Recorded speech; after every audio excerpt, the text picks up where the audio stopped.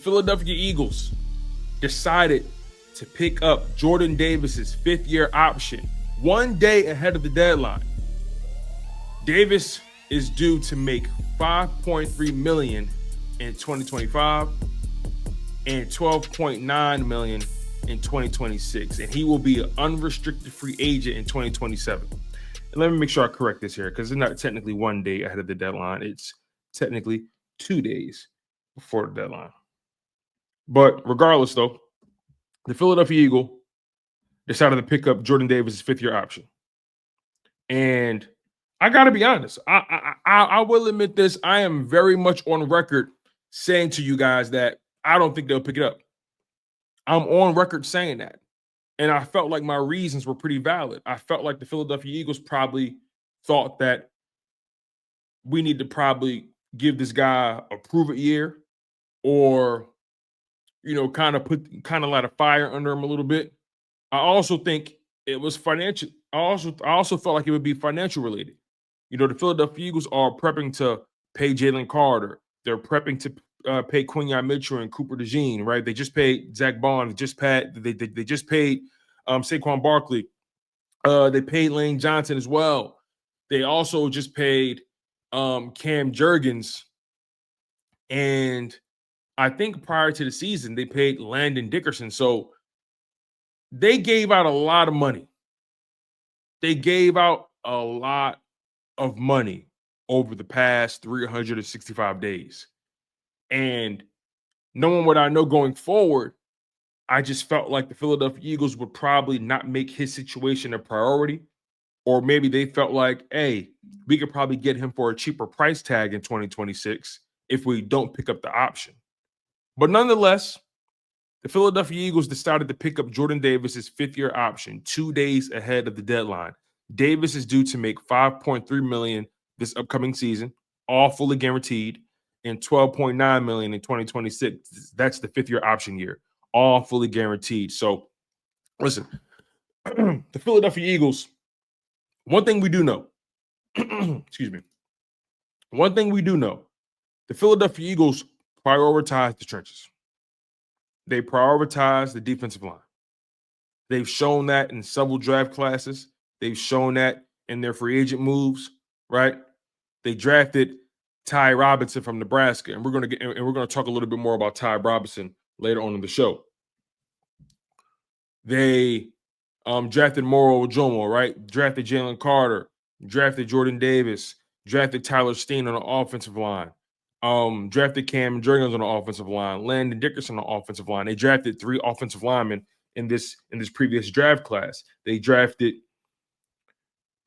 Drew Kendall out of Boston College, the interior offensive lineman. They drafted Miles Hinton and Cameron Williams from Michigan and Texas, respectively. Both of those guys are offensive tackles. So they drafted 3 offensive linemen and 1 D tackle and an edge rusher in this 2025 draft class. That's 5 guys that's going to impact your trenches. And if you want to throw Jahai Campbell in that conversation because he has edge capabilities, they drafted 6 guys that can have an immediate impact on the edge, or on the defensive line, rather. So the Philadelphia Eagles take building in the trenches very seriously. That's how the Philadelphia Eagles have been successful all this time.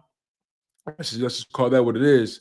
So when you think about it, was I surprised that they picked up his fifth-year option? A little bit. I was surprised. I was definitely surprised. But overall, though, I'm happy for Jordan Davis. I really am. I'm happy for Jordan Davis that he secured himself an additional $12.9 million for himself, for his family. I'm really happy for Jordan Davis. See, the last thing for me, right? When I talk about the contracts with these guys, it's never personal with me. I'm never against guys getting their money. But I will also and always discuss it from the perspective of what the team is potentially thinking. So I understand the ramifications of paying certain guys. I understand how a lot of these teams, in particular the Philadelphia Eagles, I understand how they like to value certain positions and so on and so forth. I understand how they take their draft capital very seriously, and they tend to give a lot more leeway to guys they've drafted, especially if they drafted you in the first round, right? And I think some of you guys brought up the example of the Philadelphia Eagles picking up Derek Barnett's fifth-year option, even though Derek Barnett was ultimately a disappointment with the Philadelphia Eagles. So I'm happy for Jordan Davis. This gives him security for the next 2 seasons at the very least. He is scheduled to be an unrestricted free agent in 2027. So just because they picked up this fifth-year option, that doesn't mean Jordan Davis is all of a sudden primed to get an extension with the Philadelphia Eagles. Them picking up this fifth-year option, all it does is buy themselves 2 years to decide whether or not they want to give Jordan Davis some kind of extension. All they did was extend the clock. And in extending that clock, they're giving him $12.9 million to extend the clock. That's all it is. They're willing to pay the $12.9 million so they can have enough time to decide if they want to extend Jordan Davis. And on top of that, they're going to have some decisions coming forward as it pertains to Moro Ojomo, as it pertains to Thomas Booker IV, Gabe Hall, right? We're going to get into that in a little bit. No, as a matter of fact, let's do it now. Let's do it now. Like I said, this gives the Eagles time to decide Jordan Davis' future, but it's important to note that Moro Ojomo and Byron Young, remember, I don't know if you guys remember Byron Young, but Byron Young is a defensive tackle that the Philadelphia Eagles traded for with the Las Vegas Raiders in the 2024 offseason. Byron Young is a former Alabama prospect. Byron Young, let me make sure I got this right here.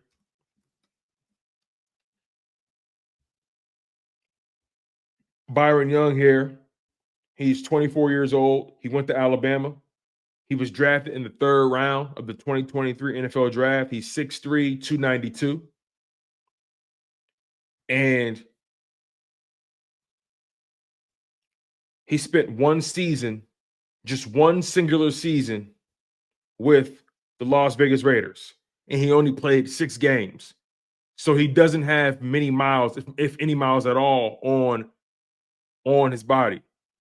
And the Raiders have, for the most part, been very dysfunctional.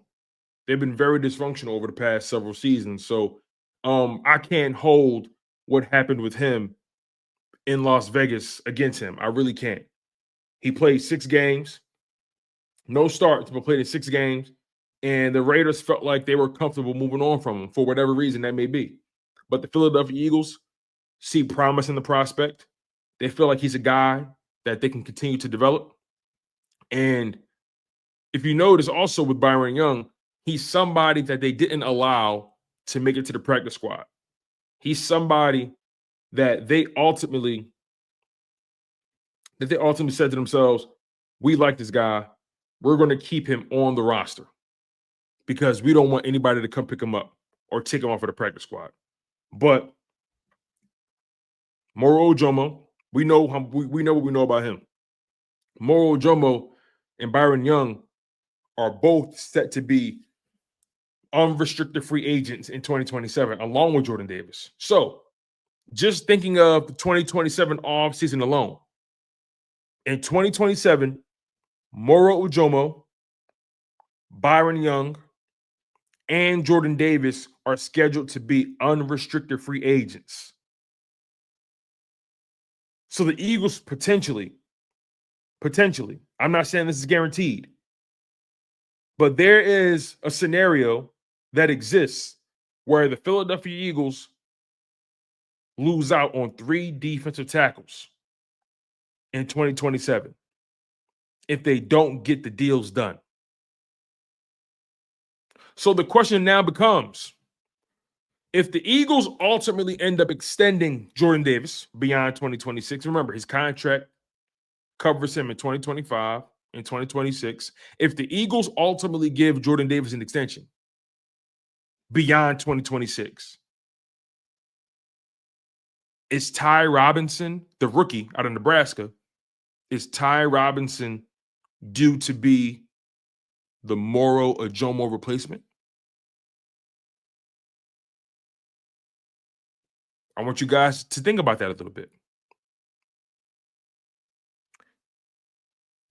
Is Ty Robinson, and again, this is if Jordan Davis gets a contract beyond 2026. Is Ty Robinson due to be the Moro Ojomo replacement? Because frankly, it reminds me of the Milton Williams situation. Remember,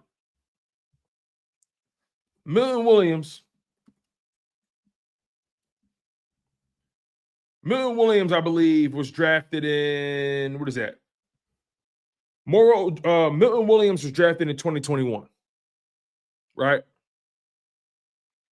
Milton Williams was drafted in 2021. Moro Ojomo was drafted in 2023. So when Milton Williams was entering year 3, Moro Ojomo was coming in as a rookie. That's a 2-year difference. Moro Ojomo is entering year 3. Ty Robinson is coming in as a rookie. That's a 2-year difference. You see the parallels there? There is a scenario where Ty Robinson succeeds Moro Ojomo because of this reason. Not because Moro Ojomo can't play, not because Moro Ojomo is a player the Eagles don't like. But what if Moro Ojomo has a similar career trajectory to Milton Williams? Now, that's not a guarantee. Let's call that what it is. It's not a guarantee. Moro Ojomo would have to have a similar output of production like Milton Williams did over the next couple seasons, right? Milton Williams leveraged his final year in Philly for a very lucrative contract with the New England Patriots. But there is a scenario that exists where Moro Ojomo may not be here beyond his current contract, and Ty Robinson is the player that's meant to succeed him. But there are so many variables that go into that. There are so many variables that go into this picture I'm trying to paint for you guys. Does Jordan Davis ultimately end up getting an extension beyond the 5th-year option in 2026? Does Moro Ojomo take his game, take his production to another level, similar to Milton Williams? And will he be able to leverage that production for a contract similar to what Milton Williams was able to get from the Patriots? Or will Moro Ojomo plateau and make it easy for the Philadelphia Eagles to bring him back? Will Byron Young be here beyond 2027? Is there a scenario where the Eagles say, hey, you know what? We're going to let Byron Young walk. We'll keep Moro Ojomo and Ty Robinson. There's a scenario where Moro Ojomo stays. There's a scenario if Byron Young goes. There's a scenario if Byron Young stays, and a scenario where Moro Ojomo goes. There's also a scenario if both Moro Ojomo and Byron Young go, and the Eagles continue to reload on the D-line. But I think we are seeing a parallel here. And again, at face value, Alex, at face value, it looks like, oh, Ty Robinson is brought in to replace Milton. At face value. But if you get in the weeds, you'll realize, no, Moro Ojomo was drafted to replace Milton. And Ty Robinson is to assume the Moro Ojomo role this year.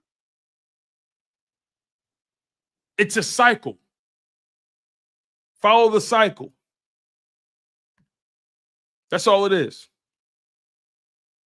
That's my educated guess. But overall, the Eagles decide to pick up Jordan Davis' 5th-year option 2 days ahead of the deadline. He's due to make $5.3 million in 2025 fully guaranteed and $12.9 million in 2026 fully guaranteed. He also will be an unrestricted free agent in 2027. So congratulations to Jordan Davis, Congratulations to JD. for securing the bag, basically.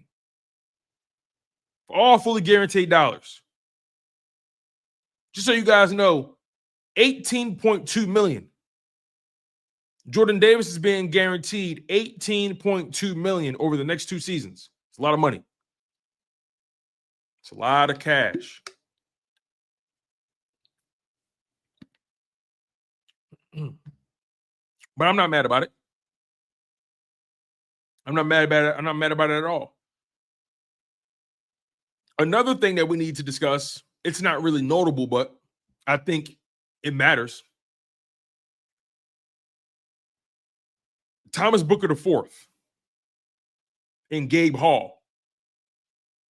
Some guys that maybe you really don't pay too much attention to because they're not big names in the D tackle room, but I think they matter here. Thomas Booker IV and Gabe Hall, they're going to be restricted free agents. Not unrestricted, but they're going to be restricted free agents in 2026. I believe Thomas Booker IV, he's going to be a restricted free agent, and Gabe Hall is going to be an exclusive rights free agent. There's a difference, though. A restricted free agent is a player with 3 accrued NFL seasons whose contract has expired. They can negotiate with any team, but their current team can offer a tender with either a right of refusal or a draft pick compensation. Basically means they have the right to match any offer made by any other team.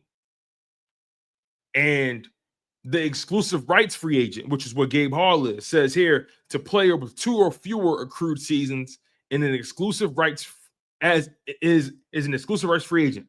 And their team has the exclusive rights to re-sign them as outlined in the NFL collective bargaining agreement. So regardless, though, to sum it all up, Gabe Hall, Thomas Booker IV, they're going to be free agents in 2026, but the Eagles have the option to get ahead of free agency and make them an offer or match any offer that's been offered to them. So that's not going to be cut and dry. But over the next 2 seasons, over the next 2 seasons, 2026, over the next 3 seasons, but specifically 2026 and 2027, the Eagles are going to have to make some decisions regarding 5 of their defensive tackles.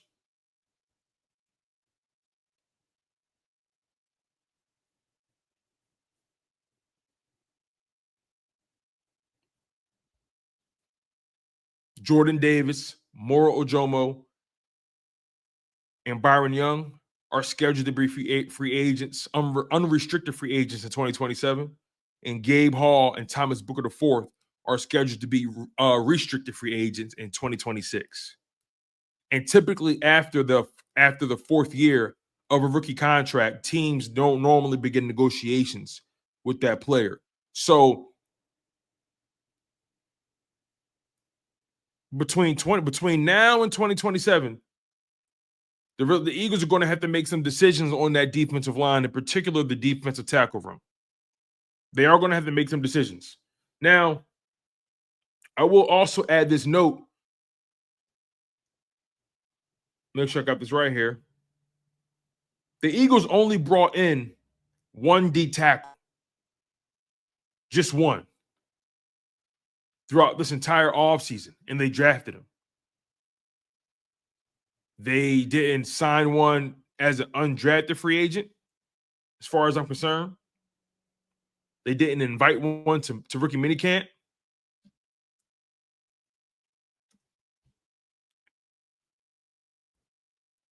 They didn't sign one in free agency.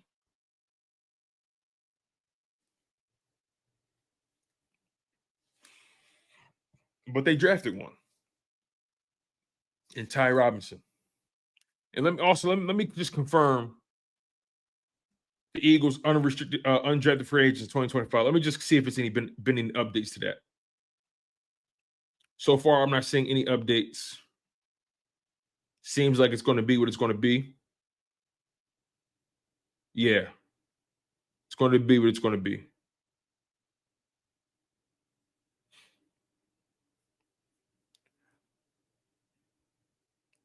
But again, congratulations to Jordan Davis. Congratulations to Jordan Davis. But I am watching closely Jordan Davis' snap count. Yeah, let's get into that. I am going to be watching Jordan Davis' snap count closely every week. Because in my humble opinion, Jordan Davis is going to have to up his caseload. He's going to have to increase those snap counts. He's going to have to be a larger factor than just being a 2-down guy or early down guy or a short yardage guy, goal line. He's going to have to be more than that. He's going to have to prove he's more than just that, in my opinion. That's not me saying I don't understand his value. That's not me saying I don't see what he's worth. I was one of the people early on who defended Jordan Davis and said what he does is very esoteric. What he does, typically, the average football mind can't measure it. His contributions don't show up on the stat sheet. I'm somebody who truly understands Jordan Davis's value, but I'm also someone who truly understands what the Eagles thought they were getting. What they thought they were getting, what they wanted him to be, what they expected him to be. And again, that's not to diminish his value in Vic Fangio's scheme. But what you guys need to understand is that it's not Jordan Davis who's valuable to the scheme. It's the position he plays that's valuable to the scheme. I'll say that again. As much as I like Jordan Davis is not what's valuable to the scheme. It's the position he plays that's valuable to the scheme. And although Jordan Davis has traits that we all like, the size, the athleticism, being a brick wall and run defense, how he takes up space and frees up rush lanes for the linebackers and other guys. He does things that you like. He has value. But when we start getting into contract, when we start talking about contract extensions,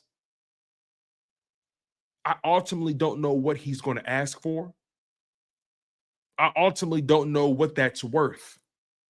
What he does is worth to the Philadelphia Eagles. Because the Eagles may say to themselves, we like the man, we like the player, we like what he does for us, but we could probably draft a guy, pay him less to do exactly the same thing. Unless Jordan Davis finds a way to separate himself from just being average or the status quo. Jordan Davis has to elevate his contributions.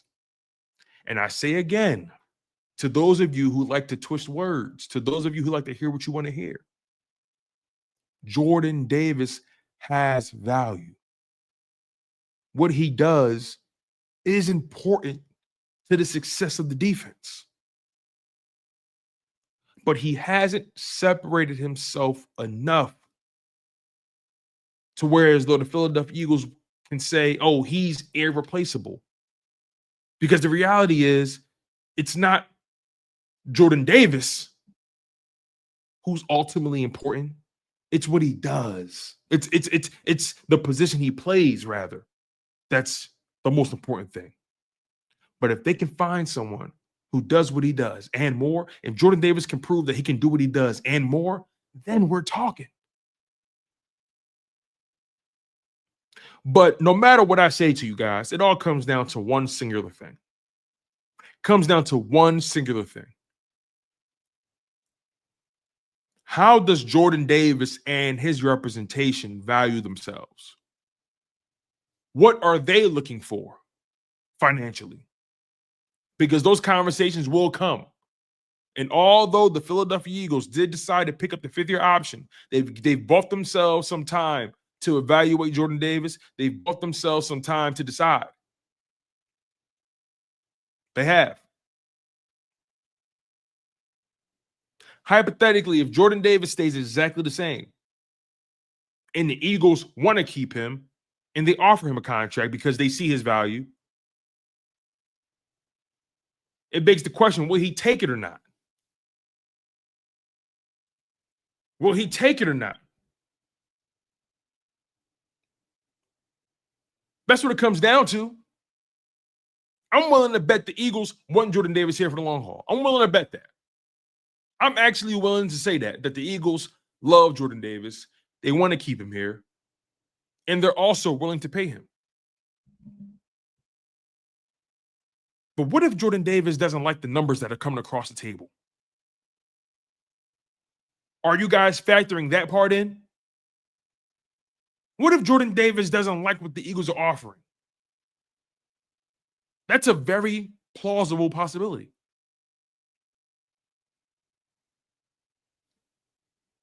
It's not just up to the Eagles. It's up to Jordan Davis as well to be realistic about his situation, to be realistic about his production. And I will give Jordan Davis this. He had a great playoff run. He was very, very dominant in the playoffs. But what's the next step? What's the next step for Jordan Davis? Because I believe he has something. And when you draft Ty Robinson in this building to add more depth, to add to the room, you can't get comfortable, JD. You can't get comfortable. You cannot get comfortable. You got to take it to another level. We know you can stop the run. We know you can take up space.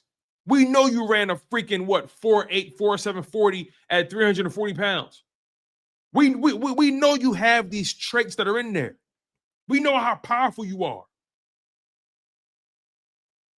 What else you got in the tank? Can you up that snap count? Can you become a little bit more dominant or become more of a factor in the pass rush? Can you be somebody they keep on the field for all 3 downs? Because if he remains an early down or a goal line player, he's not getting anything near what these top-tier D tackles are getting. Because the top-tier D tackles aren't getting paid all that money because they can stop the run. They're getting paid all that money because they can get to the quarterback. And they're 3-down players. If Jordan Davis remains a first and second down or early down player, if he remains to be just a goal line run stuffer, the Eagles are going to try to pay him as such. And if he's seeking money that puts him in the category of guys who can get to the quarterback, guys that can play on all 3 downs, he's sorely mistaken. He will be sorely mistaken.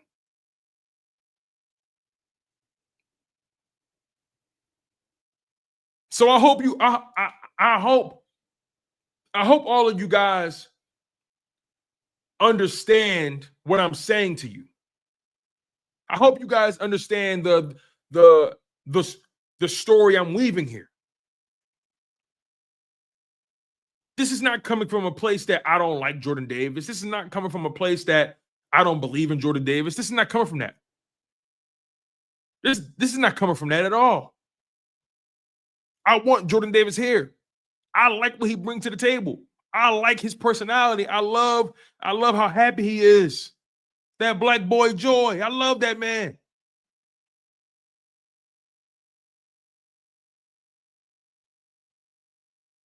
But it's going to ultimately come down to what he thinks he's worth versus what the Eagles think he's worth. Because the Eagles have no problem moving on from a guy and drafting a guy to replace you. The Eagles have no problem doing that. And it makes the conversation that much more difficult when they know, hey, we got to pay Jalen Carter. We're going to have to pay Nolan Smith as well. Oh, can't forget Quinyon Mitchell. Can't forget Cooper DeJean. Hey, we got Reed Blankenship coming up. At some point, they'll have to figure out what's Jalen Hunt's future. They have guys. They have guys that they got to really think about. It all remains to be seen. Lastly, again, congratulations to Jordan Davis securing the fifth-year option. He's due to make $5.3 million in 2025 and $12.9 million in 2026. He's scheduled to be an unrestricted free agent in 2027. He's due to make $18.2 million over the next 2 seasons combined. So, shout out to him.